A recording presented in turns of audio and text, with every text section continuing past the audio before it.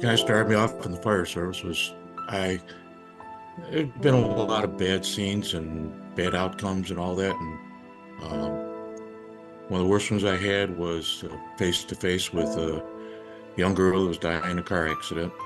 And through all the work, and I mean, we're all working very hard to get her out, and I basically witnessed her dying, and I felt myself that I failed. I was angry with God because He let her die, and it was hard to keep going with that. And I didn't know it was affecting me that much. I knew that we don't talk to each other about the bad things that happen. It's always the good stuff, and we high five each other. We saved another one. But the bad ones, it was one where you just gotta man up and live with it. You gotta, however you can do it. I was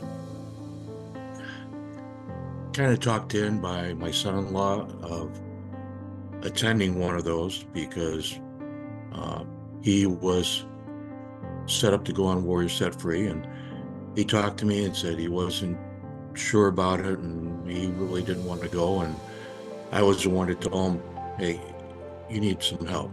It's go with an open mind and, just go with the flow.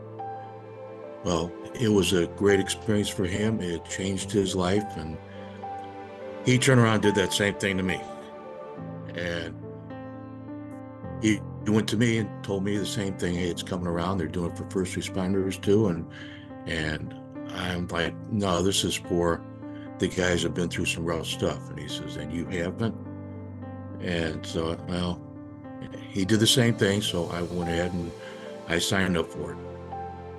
When I arrived there, I felt out of place, that I don't belong with this group. And I was wrong. Shortly after that, just introducing each other and talking about our backgrounds, the brotherhood was there. I felt like I was a part of it. Since then, yes, I've been reading the Bible quite a bit. I've experienced personally with myself Jesus saving that girl that I failed on. And it was something that helped happen early in the morning. And that whole scene, I woke up from a dead sleep and stared at the bunk above me, and I seen the whole scene again. And everything went quiet because at the time I could hear all the sounds and everybody screaming, let's get her out of here. And it went totally quiet, and